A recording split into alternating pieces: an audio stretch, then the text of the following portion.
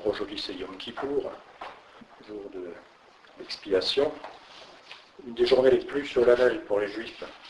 Alors nous allons rapidement voir ensemble tout ce qui se passe au milieu d'Israël. Nous poursuivrons avec le chant des trompettes, parce que la fête du Kippour, c'est aussi une fête qui se conjugue avec une fête particulière qui est le jubilé.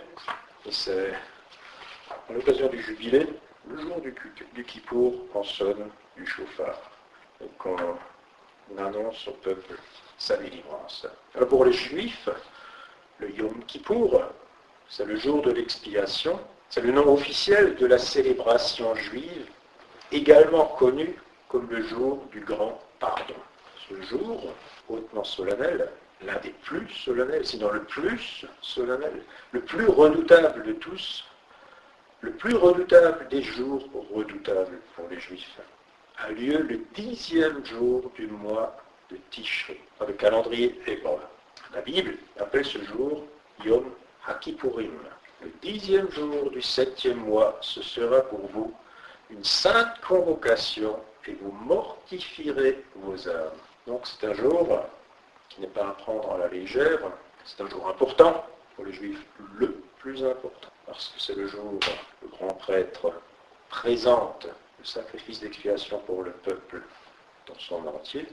Donc tous les Juifs, pieux ou voire même athées, ce jour-là, cette fête-là, ils la célèbrent, parce que c'est très très important pour eux. C'est vraiment ce jour-là que tout le peuple s'unit dans un même cœur, un même esprit, pour se présenter comme un seul corps devant l'Éternel. C'est vraiment le jour de l'année. Yom Kippour, dans son expression, sa symbolique, ce que le Seigneur il attend du peuple, c'est le jour de la repentance. C'est chez les Juifs considéré comme étant le jour le plus saint et le plus solennel. Son thème central est le pardon et la réconciliation. Dans Lévitique 16:30, on peut lire ceci. Car en ce jour, on fera l'expiation pour vous, afin de vous purifier. Vous serez purifiés de tous vos péchés devant l'Éternel. Dans Lévitique 16:31, ce sera pour vous un Shabbat, Shabbatom, et vous affligerez vos âmes, c'est une loi perpétuelle. Alors Shabbat, Shabbatom, c'est le Shabbat des Shabbats. De tous les Shabbats, c'est le plus important. C'est un jour de repos, un jour de consécration. C'est le sommet des jours qu'on met à part, où on ne fait rien, qu'on consacre à l'Éternel. Vous affligerez vos âmes. Ça veut dire que vous rentrez en vous-même, vous regardez ce que vous avez fait pendant toute l'année et vous vous repentez sincèrement devant le Seigneur. N'oublions pas que c'est ce jour où les péchés du peuple sont pardonnés. Bien sûr, aujourd'hui, nous avons un grand prêtre qui s'appelle Yeshua, qui est rentré une fois pour toutes dans le lieu très saint, qui a offert son propre sang et qui nous a purifiés, qui nous a sanctifiés par son nom et par son sacrifice. Et pour les Juifs, du moins ceux qui ne sont pas messianiques, cette notion, cette espérance, l'espérance du salut n'est pas encore présente. Cette lumière, ils ne l'ont pas encore acquise. Cette grâce, ils ne l'ont pas encore perçue. Ça va venir. Le Seigneur l'a promis. Le peuple un jour se tournera vers celui qu'ils ont percé et recevront Jésus-Christ et comprendront le sens de son sacrifice. Pour l'heure, ce n'est pas le cas. Donc, pour eux, ce jour est très important parce que c'est le jour où on leur pardonne. C'est le jour où on les purifie. C'est le jour où leurs péchés s'en vont. C'est le jour où le Seigneur pardonne. Ils redeviennent un peuple saint, agréable pour le Seigneur, agréable pour l'Éternel. Le rôle du Kohen Gadol était très important ce jour-là.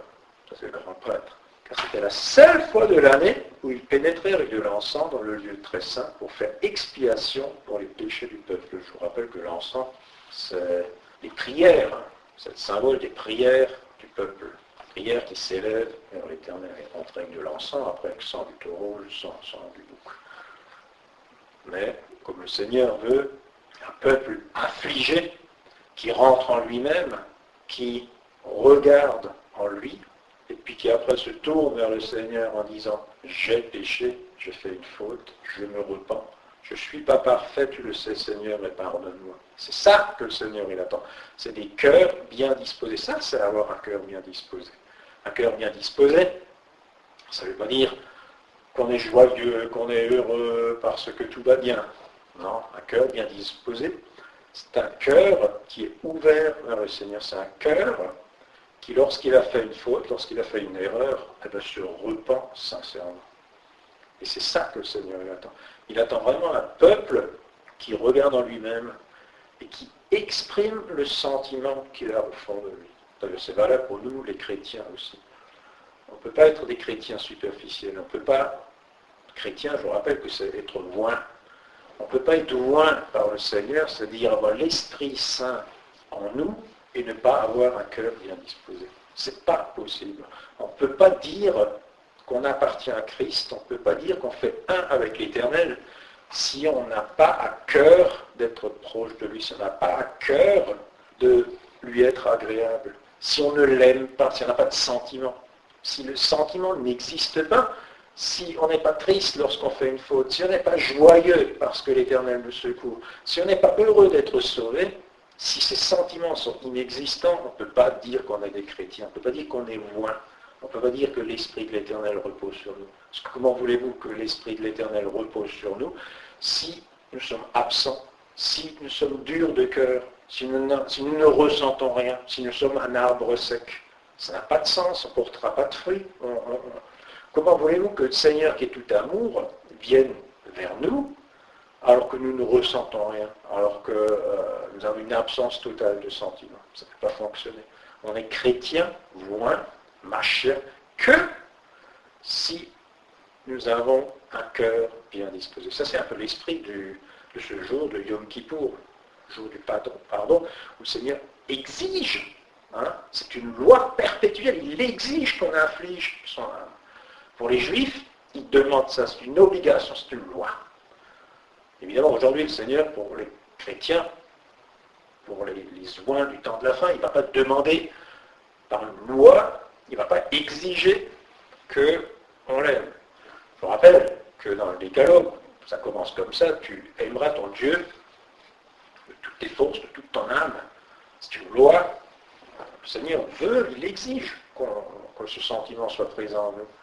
Comme il exige dans ce jour de Yom Kippour que, à quelque part, on fasse acte de contrition, qu'on revienne en arrière et puis qu'on regrette le mal qu'on a fait.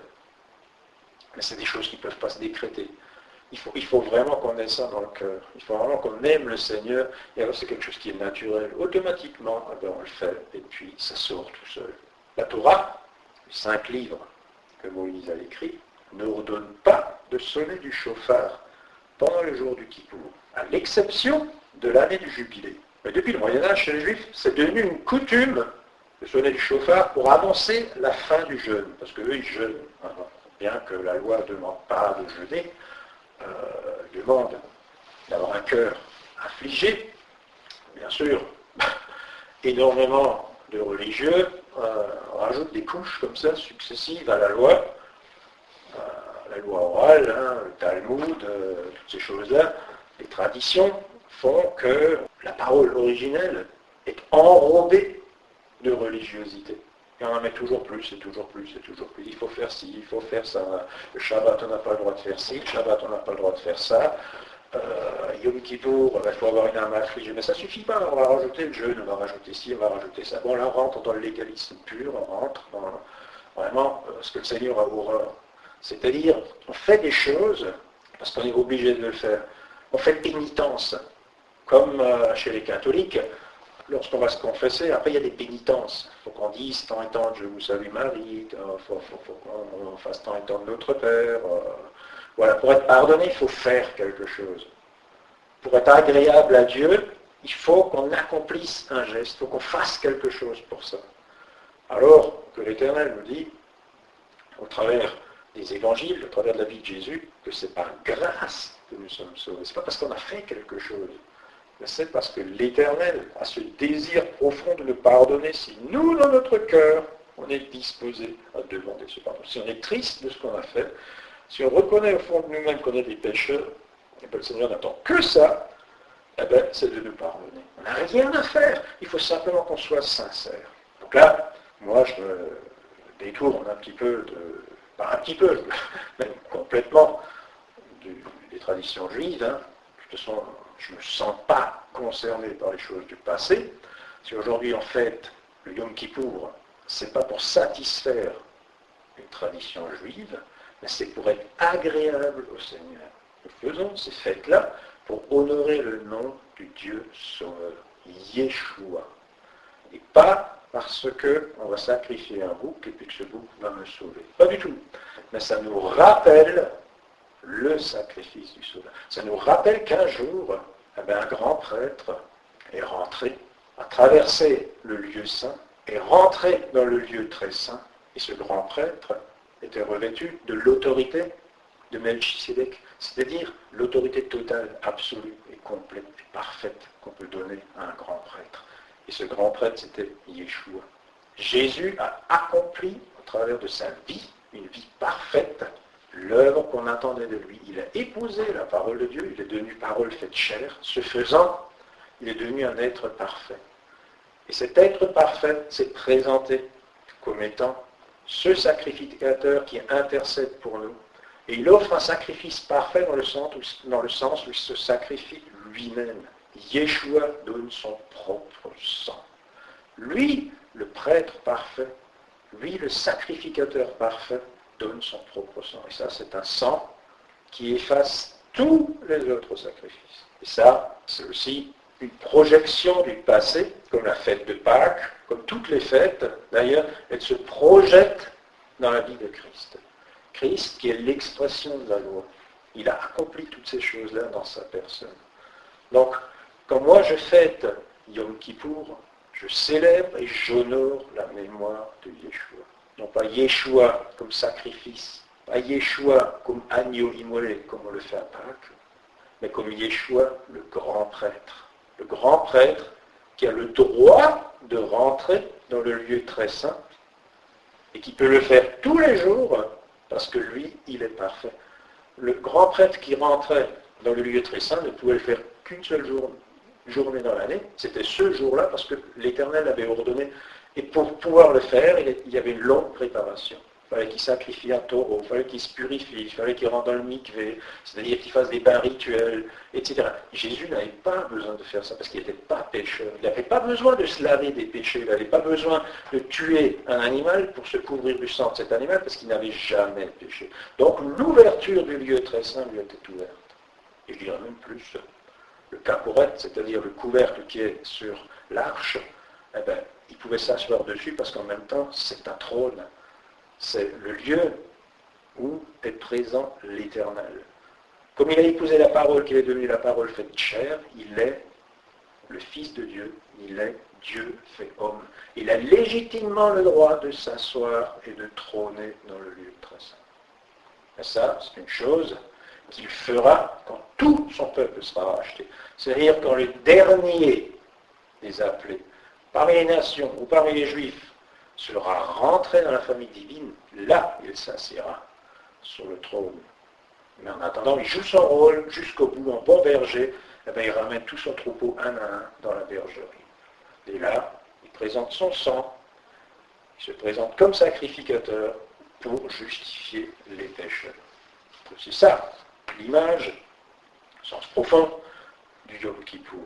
Et maintenant, je vais poursuivre dans l'idée qu'on a eue à la fête précédente, fête des sonneries, où j'avais commencé une étude sur les sons du chauffard, le sens du chauffard, ce que ça veut dire, où ça va, les résonances que ça peut avoir, les répercussions et les symboliques. Et on se rend compte que aujourd'hui, dans ce jour de Yom Kippour, une fois tous les 49 ans, nous avons donc un son de trompette. Nous avons un son, une corne, qui retentit pour célébrer une fête tout à fait particulière, c'est la fête du jubilé. Parce que ça, c'est quelque chose qui se superpose une fois tous les 49 ans, à la fête du Yom Kippour. On ne pardonne donc pas uniquement les péchés, mais on efface tout. C'est-à-dire, et les péchés et les dettes. Donc là, encore une fois, il y a un son qui retentit quand la fête du Yom Kippour s'achève et qu'on rentre dans un jour nouveau. Eh bien, pour annoncer la fin de ce jour, on sonne du chauffard pour annoncer le jubilé et dire voilà, maintenant, tous les esclaves sont libérés, toutes les dettes sont effacées. Et c'est ce thème que maintenant je veux développer parce que ça a des résonances particulières à travers l'histoire et que ça rebondit comme ça de siècle en siècle, de génération en génération, civilisation en civilisation pour venir jusqu'à nous. Donc, on va suivre un peu l'histoire pour arriver jusqu'à aujourd'hui et voir quel est le sens du son du corps au jubilé, qui est rattaché à ce jour de Yom Kippour. Alors cette sonnerie, qui rappelle l'année du jubilé, on peut la retrouver dans le texte de Lévitique 25. Le 10e jour du 7e mois, tu feras retentir le terroir du chauffard. On a vu que terroir, c'était une succession de sons très brefs, qui rappellent un peu les lamentations, les pleurs. Et là, en l'occurrence, dans le jour du Yom Kippour, quand on arrive dans le jubilé, c'est justement les pleurs et les lamentations qui s'arrêtent.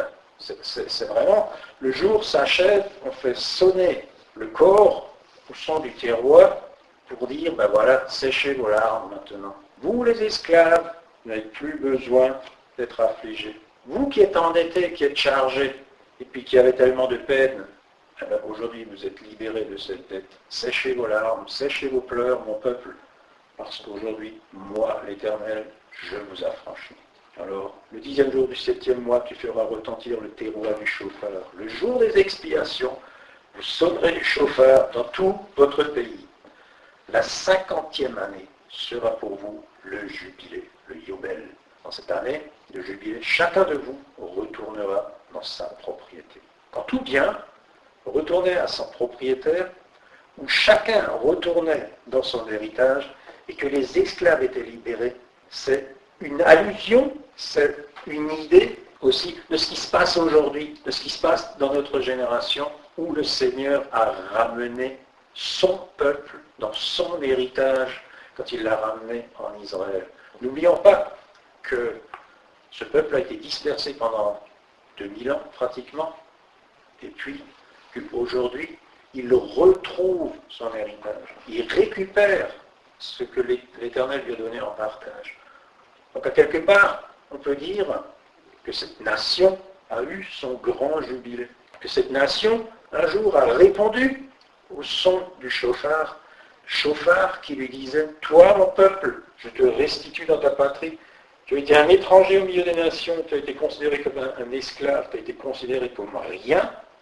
Aujourd'hui, moi, le Dieu Tout-Puissant, je te restitue ton bien, je te ramène dans ta terre, je te donne ce que moi je t'ai promis. Je te restitue dans ta promesse, la promesse que j'ai faite à Abraham.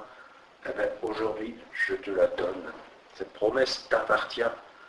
Moi, l'Éternel, je te pardonne. Moi, l'Éternel, je te libère de ton esclavage. Moi, l'Éternel, je te restitue tes biens, je te ramène à la maison. C'est aussi ça, le son du terroir. Au son du terroir, le peuple revient. Chez les prophètes, par exemple, cette chose-là était annoncée. Ces choses-là étaient dites ou non, au son du chauffard. Je vous ramasserai un à un. Je vous récolterai un à un, grain par grain, et je vous ramènerai à la maison. Ainsi, cette prophétie s'est accomplie. C'est accompli dans le siècle dernier. C'est accompli quand les Juifs sont revenus en 1948 dans leur pays, et puis que la Société des Nations a donné cette terre d'Israël aux Juifs. Mais là, on peut dire qu'il y a eu, cette année-là, un jubilé. Cette année-là a été un jubilé pour les Juifs dans le monde entier. Parce que pour la première fois, depuis 2000 ans, les Juifs pouvaient revenir légalement, libres, dans leur pays. Vous vous rendez compte un petit peu? On leur avait tout pris. Les Romains leur avaient tout pris. Les Romains les avaient déportés, Ils avaient même changé le nom du pays, avec interdiction pour les Juifs de revenir sur la terre d'Israël. Interdiction pour ce peuple de revenir dans ce pays. On avait rasé le temple, on avait tout détruit leur ville, et puis on avait emmené ce peuple comme esclave à travers les nations. Et il aura fallu attendre 2000 années, pratiquement 20 siècles, pour que le son du chauffard retentisse comme un jubilé qui restitue cette nation dans son héritage. Alors, ce Yobel, ce son particulier qui retentit le jour du jubilé, c'est une allusion qui est aussi faite au psaume 47, 6, où le psalmiste s'exclame ainsi en disant « Le Seigneur monte dans l'ovation, dans la clameur ». N'oublions pas que Teroua, ce nom en hébreu, c'est une sonnerie corps, mais c'est aussi le même nom qui signifie une ovation, une clameur, un cri que pousse le peuple. Le Seigneur monte dans l'ovation, l'Éternel à la voix du chauffard. Et ça, le psalmiste, quand il s'exprime ainsi, il pense à ce moment où l'Éternel est descendu sur le mont Sinaï. Vous vous rappelez, dans la dernière étude, on avait donc dit que c'est au son puissant des trompettes que l'Éternel descendait sur la montagne. C'est au son de la trompette, toujours plus forte, toujours plus retentissante, que l'Éternel descendait dans la nuée, que la montagne tremblait, qu'il y avait des éclairs, et que le peuple était terrorisé. Et ce son, le son de cette trompette, ce Yobel, qui appelait le peuple à venir vers la montagne, et ce chauffard qui soufflait comme ça, toujours plus fort et de manière toujours plus retentissante, eh ben, c'était le signe que maintenant le Seigneur venait vers son peuple. Ça, c'était le son du Yobel, du jubilé. Eh ben, la première fois que ce nom est utilisé dans la Bible, eh ben, c'est quand on appelle le peuple à venir vers la montagne du Sinaï. Quand on appelle le peuple à recevoir la loi de l'Éternel, quand on appelle le peuple à venir rencontrer son Dieu et à faire une alliance avec lui. Parce que c'est aussi au pied de cette montagne que Moïse a scellé une alliance nouvelle avec l'Éternel, qu'il a fait un sacrifice, et puis qu'il a dit, voilà, je consacre ce peuple. Maintenant, nous te jurons, Seigneur, fidélité, et puis nous acceptons de te suivre. C'est là que le Seigneur a donné ses commandements. C'est là que le Seigneur a fait une alliance avec son peuple. Ce jour-là, on peut dire que les Juifs qui étaient sortis d'Égypte ont été libérés. C'était quand la première fois le Yobel, c'est-à-dire la grande corne, a fait retentir son son, c'était aussi pour exprimer la libération d'un peuple. La libération d'un peuple qui a été affranchi du joug de Pharaon, affranchi de l'esclavage. C'était la première fois que le Seigneur libérait son peuple. Il l'avait fait en Égypte, et maintenant il le rappelait au peuple par le son de cette trompette. Cette trompette, le Yobel, cette corne qui annonce au peuple le jour du jubilé, qui annonce au peuple le jour de sa libération, ce jour-là rappelait d'où ils étaient venus et quelle était leur condition. Il dit, venez maintenant vers moi, je suis votre Dieu, nous allons sceller une alliance nouvelle, je vous affranchis de l'esclavage de Pharaon. Pharaon et tous les dieux de l'Égypte désormais n'ont plus aucun pouvoir sur vous, alors que maintenant vous m'appartenez. Le chauffard qui retentit à Yom Kippour, au jubilé, n'est pas une alarme, c'est pas un son de guerre, c'est pas pour appeler le peuple à prendre les armes, rien à voir.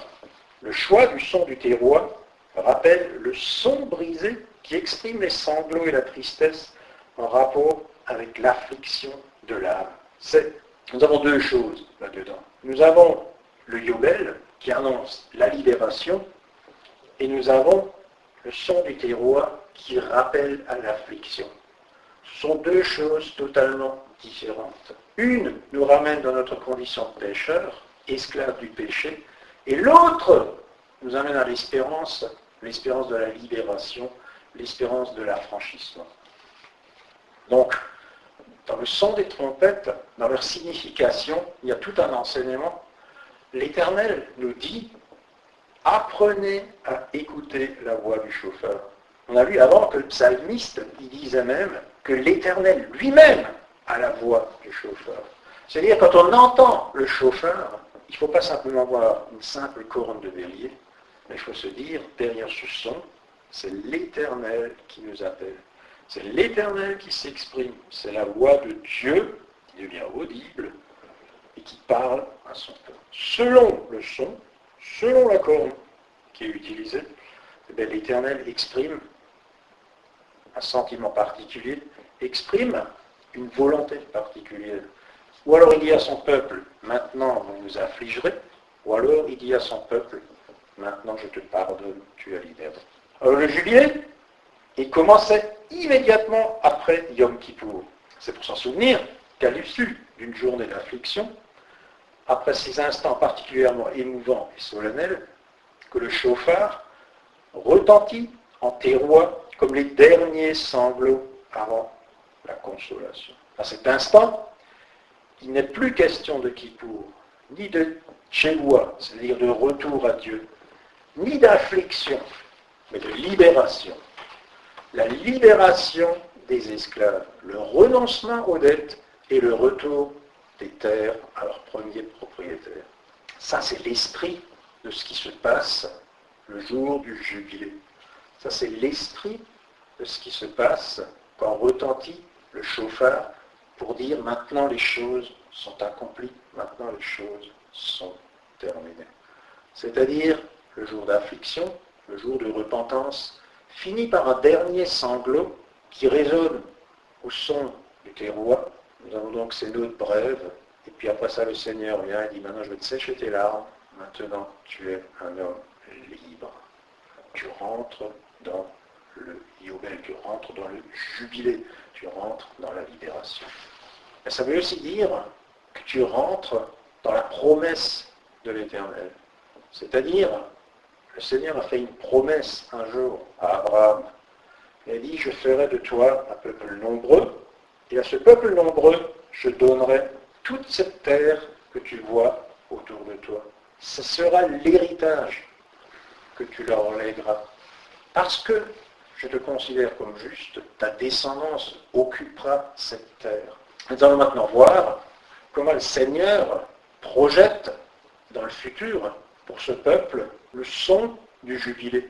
On a vu que le Yobel, c'est un son, un son particulier, et c'est aussi le même nom qui est utilisé pour le jubilé. Yobel, c'est le jubilé, c'est le jour de la délivrance. La première fois qu'on utilise ce nom, c'est pour rappeler le peuple. C'était un son particulier du corps qui était fait pour rappeler le peuple au mont Sinaï. La deuxième fois qu'on l'utilise, c'est pour annoncer la délivrance du peuple. Donc là, il prend un autre sens. Et maintenant, on va voir que le Seigneur l'utilise une nouvelle fois, mais cette fois-ci dans le sens du son. C'est-à-dire comme la parole de l'Éternel. Et là, on va voir comment l'Éternel va faire rentrer son peuple qu'il a libéré dans la promesse. Pour ça, je vous invite à voir ce que Josué va faire quand il rentre dans le pays promis. Moïse s'est arrêté au Jourdain. Il avait en face de lui le pays promis, l'héritage qui était promis au peuple, et il a dit, moi je ne peux pas y rentrer, mais ce sera toi, Josué, qui conduira ce peuple et qui l'amènera à prendre possession de son héritage. Alors, on va voir comment le Seigneur va faire pour permettre à son peuple de rentrer dans son héritage. Alors, nous avons donc les Juifs qui ont traversé le Jourdain, qui ont pénétré dans le pays promis, et la première des choses qu'ils trouvent en face d'eux, c'est une ville fortifiée, mais pas n'importe laquelle. C'était la ville de Jéricho, avec de hautes murailles, carrément infranchissables, et le Seigneur vient vers Josué. Un jour où Josué se trouvait près de Jéricho, il vit soudain un homme qui se tenait debout devant lui avec son épée dégainée à la main. Josué s'avança vers lui et lui demanda, « Es-tu des nôtres ou de nos ennemis ?» « Non, répondit l'homme. « Je suis le chef de l'armée de l'Éternel et je viens maintenant. » Alors Josué se prosterna, le visage contre terre, et lui dit, « Seigneur, je suis ton serviteur, quels sont tes oraux?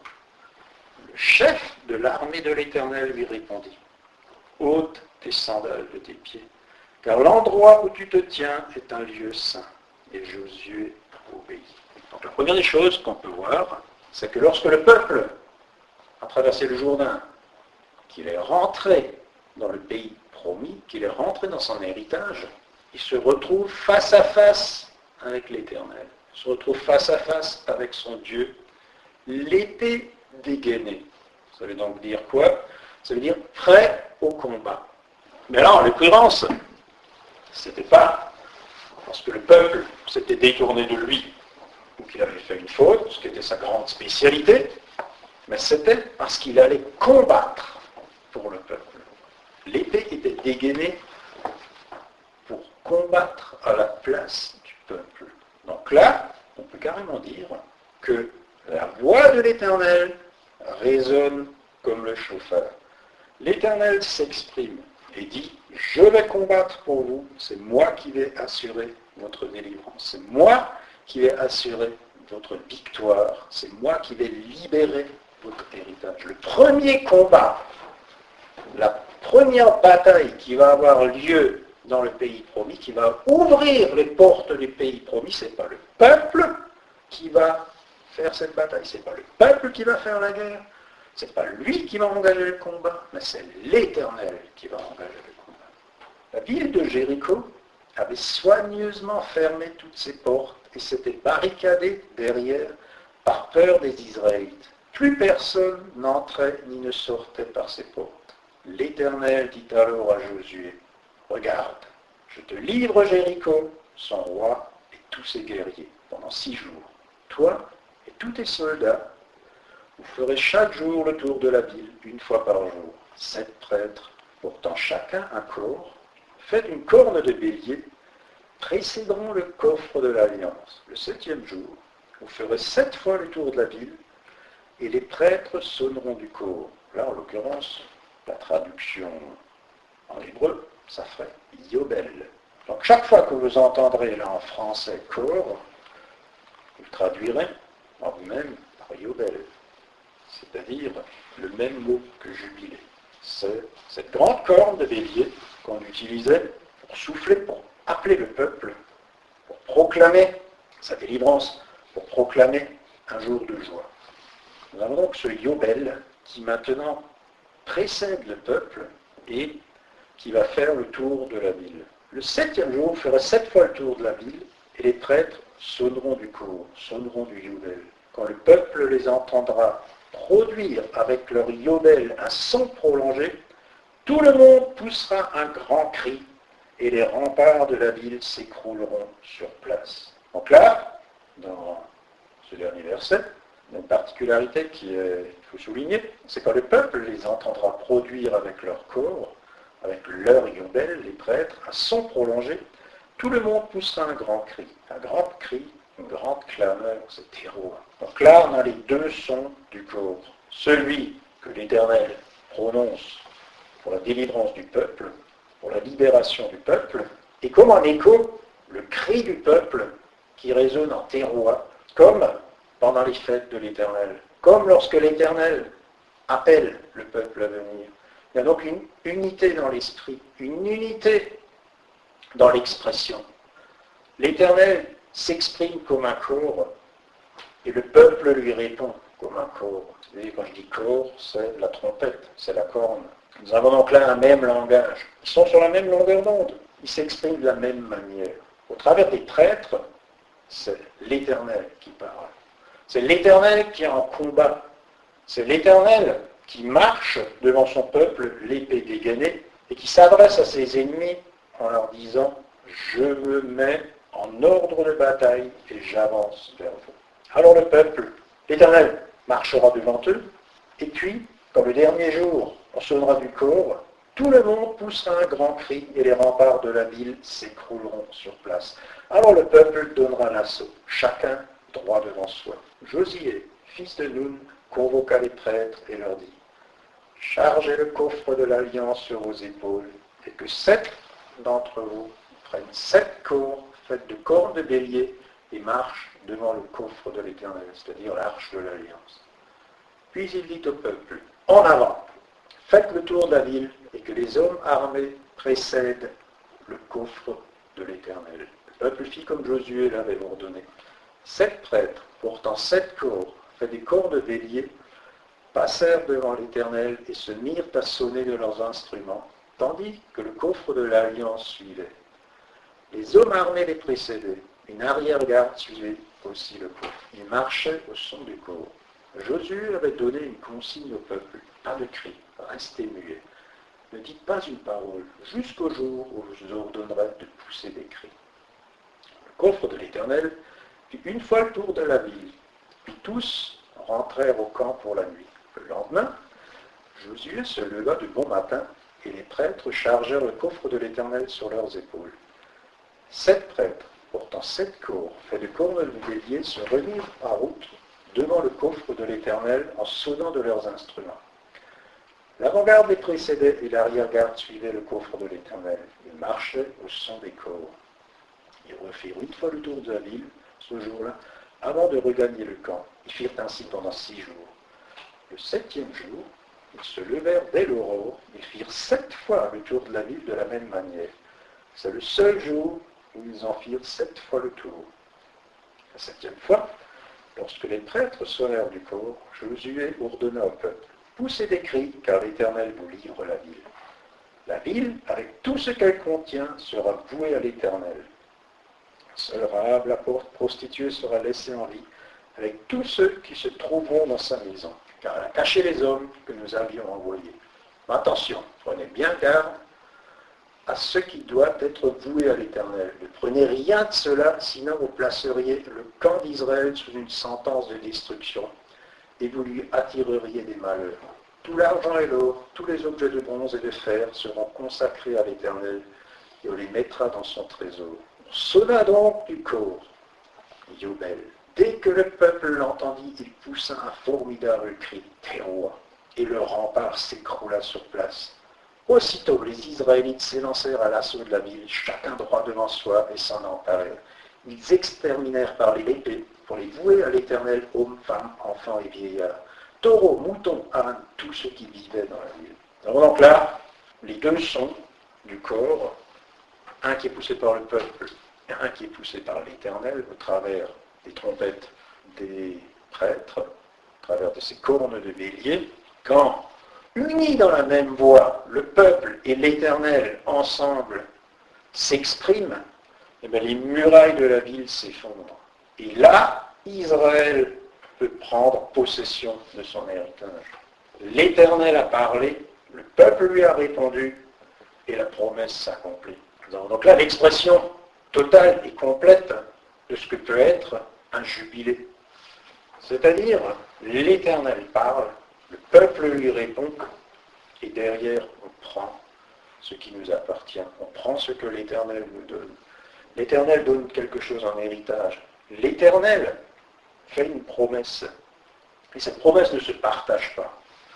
Même si dans la vie d'un homme, à un moment donné, vous faites un travers, vous avez une difficulté, vous chutez, et que vous êtes obligé de vous donner en gage, vous êtes obligé de vous donner en esclavage, vous êtes obligé de vendre votre bien, l'Éternel vous le restitue, l'Éternel vous le donne.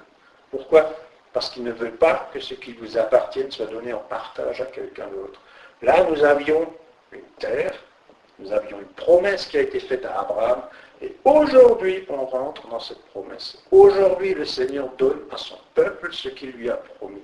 Il ne partage pas, il ne donne pas à quelqu'un d'autre, c'est-à-dire, il aurait très bien pu dire aux Israélites, installez-vous dans le pays, je vous soumettrai les peuples qui y sont, et puis ils vous serviront d'exemple. Non! Ils sont dans mon héritage, ils sont dans mon pays.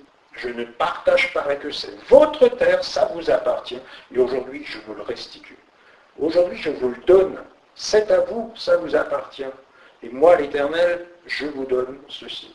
J'élimine les difficultés, j'élimine tout ce qui peut faire obstacle, et bien je fais tomber les murailles de la ville, et aujourd'hui vous rentrez dans votre bien. Aujourd'hui, au son du Yobel, ce jour de jubilé, eh bien, vous rentrez dans votre héritage, vous prenez en partage ce que moi, l'Éternel, je vous donne. C'est aussi ça, l'esprit du Yobel, c'est aussi ça l'esprit de ce jour de jubilé, où on retrouve ce que l'Éternel nous a donné en partage, où on prend ce que l'Éternel nous a donné. On peut l'avoir perdu, ou quelqu'un peut nous l'avoir pris, mais ce jour-là, l'Éternel nous le restitue. Ce jour-là, l'Éternel nous le donne, il nous le rend. C'est à nous, c'est notre héritage. L'Éternel a dit, ce pays m'appartient et moi je vous le donne. Je vous le donne en partage. Et si quelqu'un d'autre y est, ou si vous avez dû vous vendre pour le donner à quelqu'un d'autre, le jour du jubilé, cette chose-là revient. Cette chose-là vous est restituée. Nous avons vu que la ville de Jéricho, c'est une citadelle, place forte, qui a été prise par un cri. C'est au son de l'Éternel, au cri du peuple, que l'ennemi a été anéanti. On va voir que ce qui s'est passé là, ce jour-là, a une résonance particulière pour les temps qui nous appartiennent. Parce que ce qui s'est passé avec Israël, d'une certaine manière, se reproduit aujourd'hui.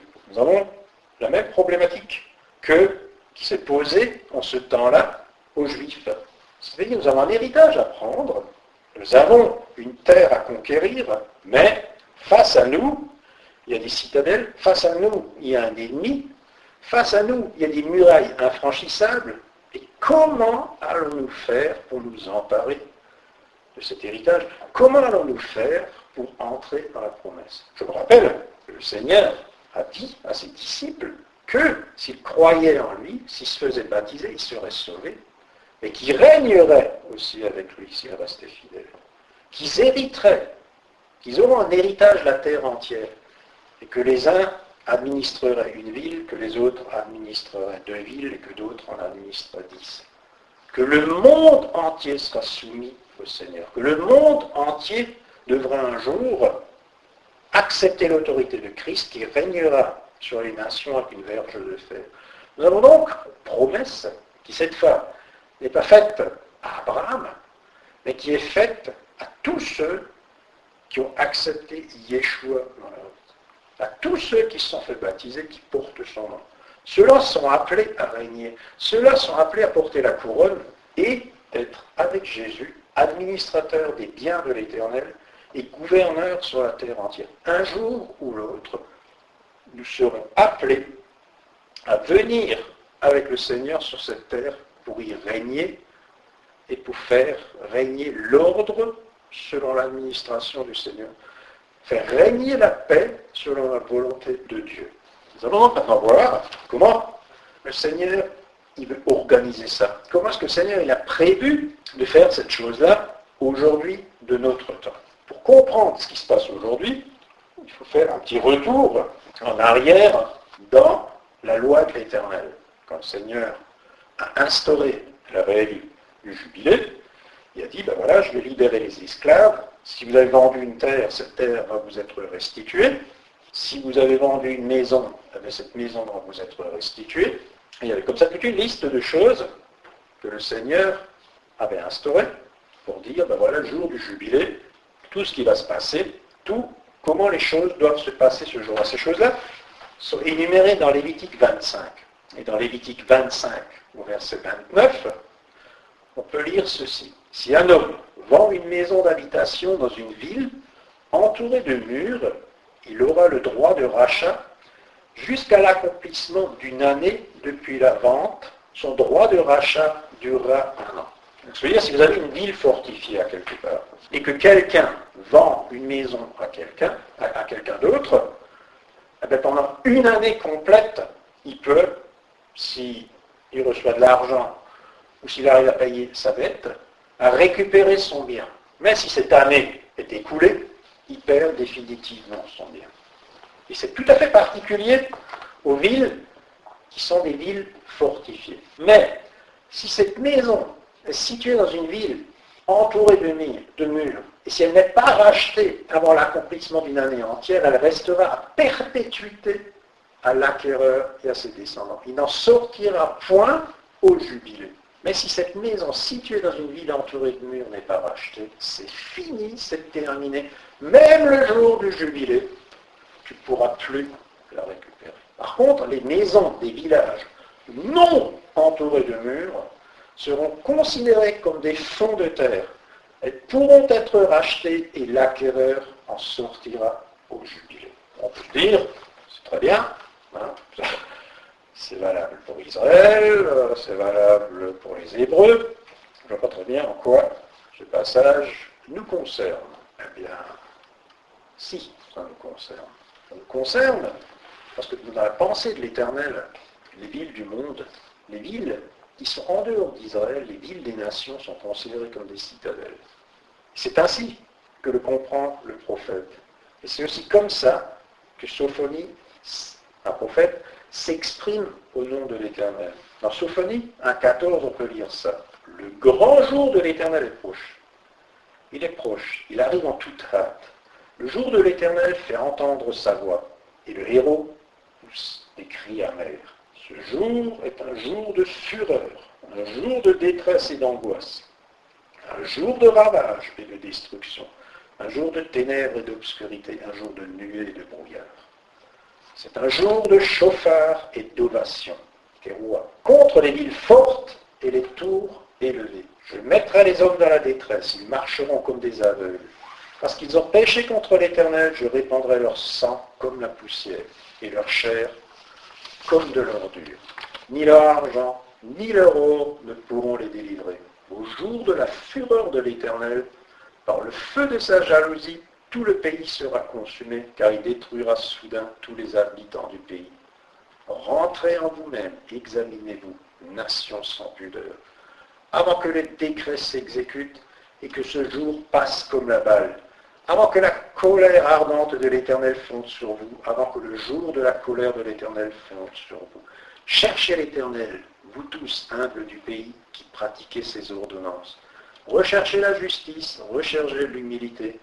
Peut-être serez-vous épargnés au jour de la colère de l'Éternel.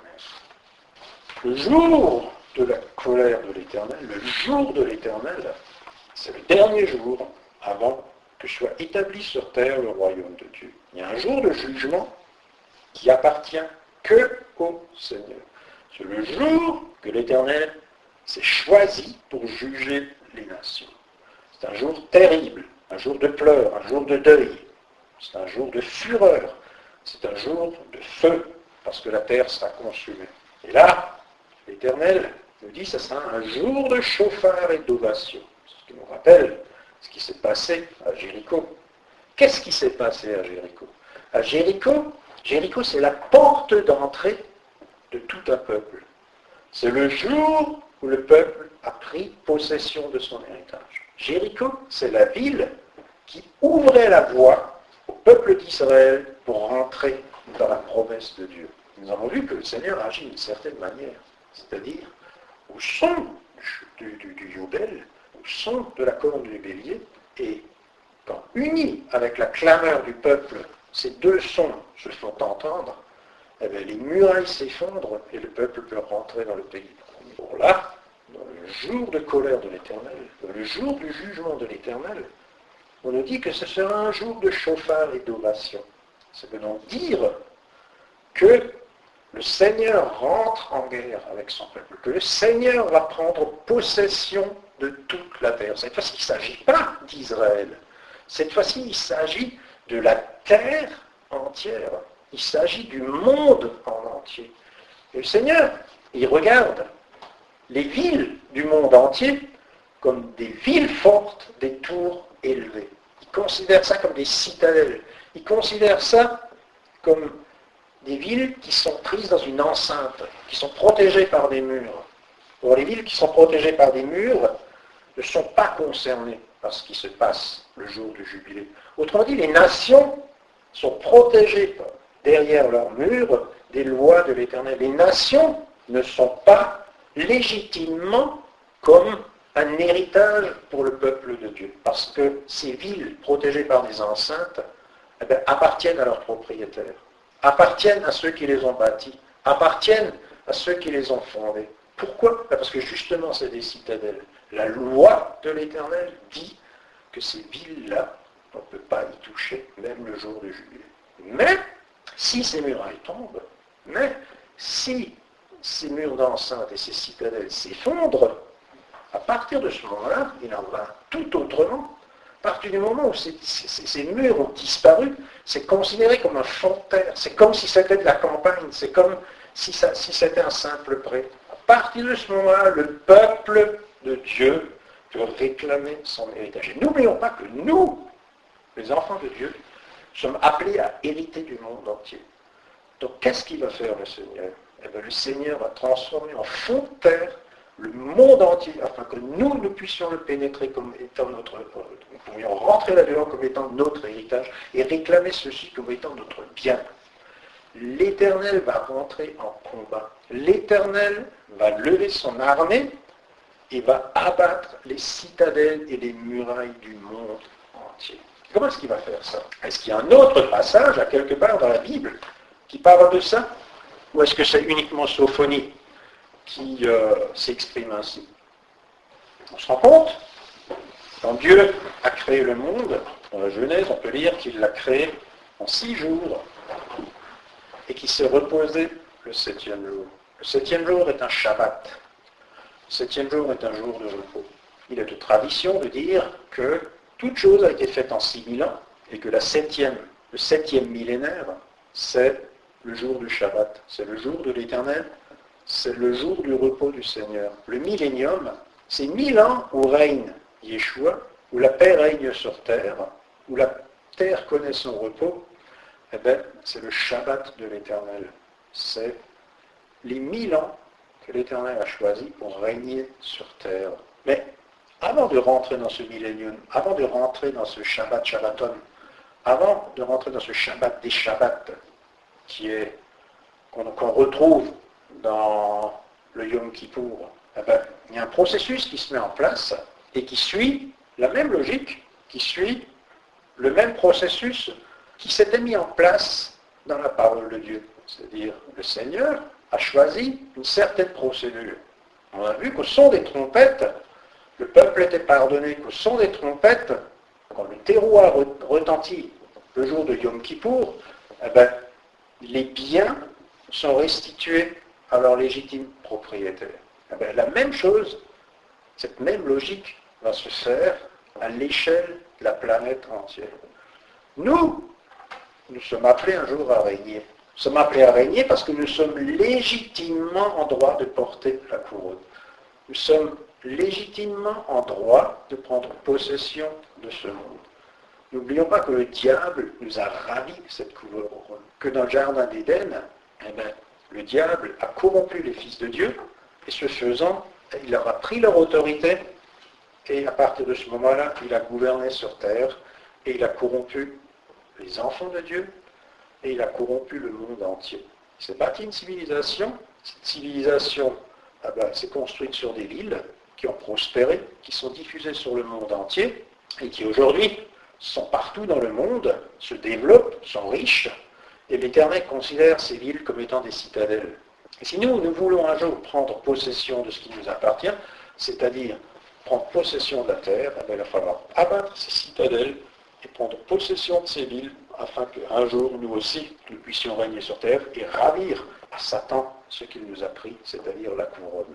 Et ce processus de restitution, ce processus où on rentre dans notre légitimité, où on récupère ce qui nous appartient, ça va se faire exactement de la même manière que ça s'est fait à Jéricho, quand Josué a demandé que les prêtres tournent 7 fois autour de la ville. Dans l'Apocalypse, nous avons, à partir du chapitre 8 jusqu'au chapitre 11, le son de 7 trompettes qui vont retentir. Et au fur et à mesure que ces trompettes retentissent, un certain nombre de malheurs s'abattent sur la terre, et progressivement, la royauté du monde échappe à Satan. La gouvernance du monde lui part d'entre les mains. Le sceptre lui échappe. La couronne tombe de sa tête. Et c'est nous qui la récupérons. Parce qu'à partir du chapitre 12, c'est-à-dire quand la dernière trompette a retenti, apparaît en gloire l'épouse de Christ. Et l'épouse de Christ est couronnée. L'épouse de Christ est rayonnante de gloire. L'épouse de Christ est non plus présente comme étant une esclave, n'est plus présente comme étant pourchassée par le diable, n'est plus présente comme étant soumise à l'adversaire, mais elle est présente comme une reine. Et donc, nous avons donc là, chapitre 8, chapitre 9, chapitre 10, chapitre 11, développé au travers du son des 7 trompettes la restitution dans son héritage du peuple de Dieu. Mais cette fois, il ne s'agit pas d'Israël, mais il s'agit du monde entier. En lisant ces chapitres, on se rend compte comment le Seigneur agit pour faire tomber les citadelles, comment le Seigneur il agit afin que ce qui a été dit par Sophonie s'accomplisse. Nous avons donc là une chose qui a été exprimée par un prophète et qui trouve un développement dans l'Apocalypse. Ça commence comme ça dans la première trompette. Dans l'Apocalypse 8.1, on peut lire cela. Quand il ouvrit le 7e sceau, il y eut dans le ciel un silence d'environ une demi-heure, un blanc. Rien. Bon, on sait que beaucoup de choses se font au son du chauffard ou à la clameur du peuple. Et c'est là que ça va commencer. D'abord rien, et maintenant va venir le son. Et je vis les 7 anges qui se tiennent devant Dieu, et 7 trompettes leur furent données.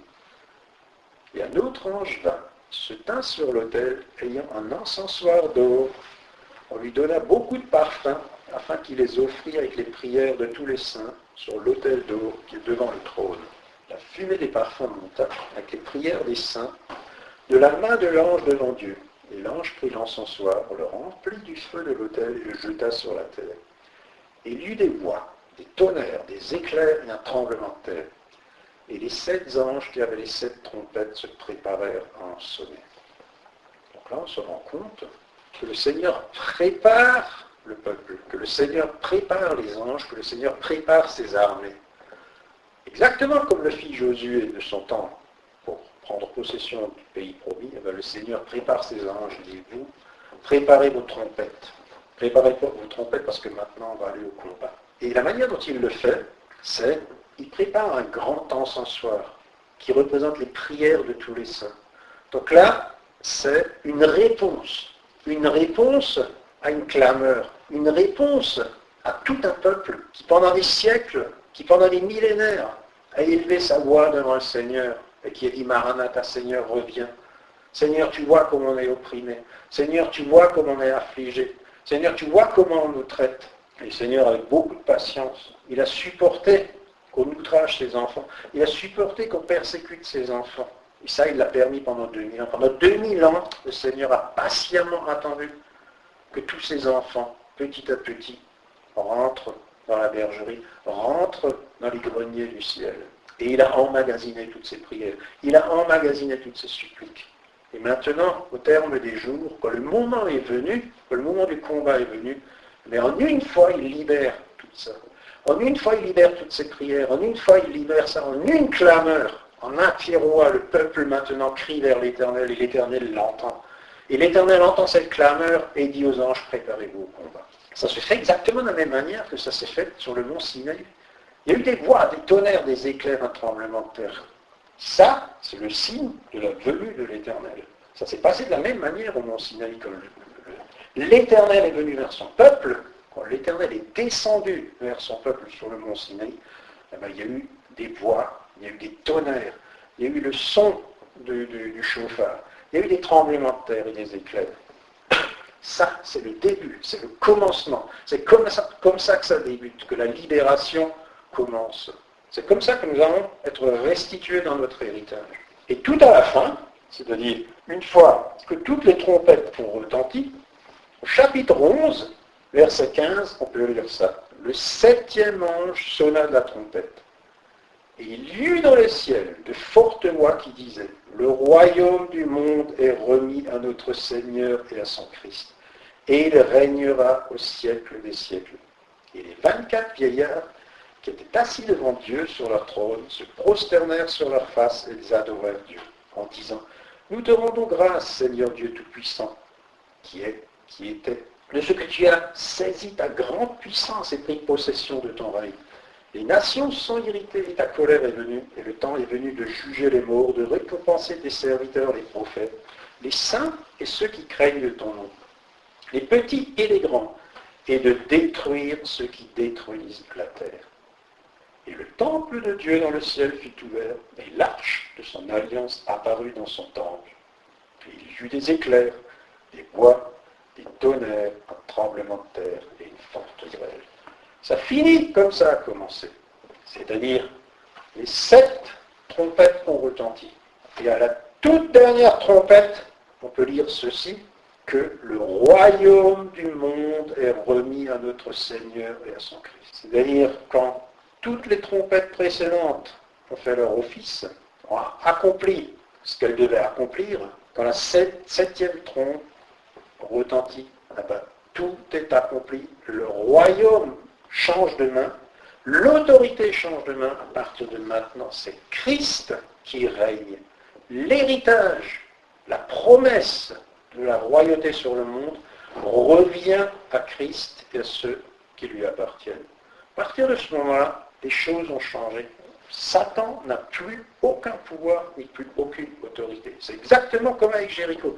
La ville est tombée, elle a été vouée par un interdit, c'est fini, c'est terminé. Il n'y a plus personne qui peut réclamer quoi que ce soit. Ils sont tous morts. Et cette terre appartient à ceux à qui Dieu l'a promis. Ben là, c'est exactement la même chose. Les 7 trompettes retentissent, un certain nombre de choses s'accomplissent, et quand la 7e retentit, enfin, voilà, la royauté du monde change de main. À partir de maintenant, nous sommes dans un royaume nouveau où Satan ne peut plus s'exprimer. C'est aussi ça l'enseignement de Yom Kippour. L'enseignement du Yobel, qui a un son de trompette, qui retentit au Sinaï, qui retentit à Jéricho et qui retentit aujourd'hui, dans nos jours qui sont les derniers jours. Le Seigneur envoie ses anges, ils sonnent de la trompette, et puis des événements vont se succéder les uns derrière les autres jusqu'à ce que le royaume change de main. Voilà, c'était ça que je voulais vous enseigner. C'est ça que je voulais vous dire sur ces sons de trompette qu'on peut entendre pendant les fêtes de l'Éternel. Ce sont des choses importantes, c'est des choses qui appartiennent au passé, mais c'est aussi des choses qui appartiennent au présent, qu'il faut nous approprier. C'est des choses auxquelles nous devons obéir. Quand le Seigneur dit une chose, il faut y croire et il faut le faire.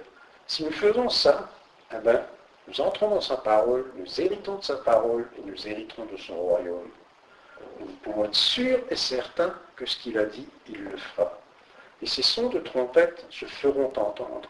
Et s'ils se font entendre, nous aurons aussi cette certitude qu'un jour nous régnerons avec lui. Dans cette espérance, attendons, prions, rajoutons nos voix à ceux qui nous ont précédés, afin que clameur se fasse entendre en son temps, et qu'au son de cette clameur, l'Éternel se lève et entre en combat, afin de nous libérer et de nous donner notre vie.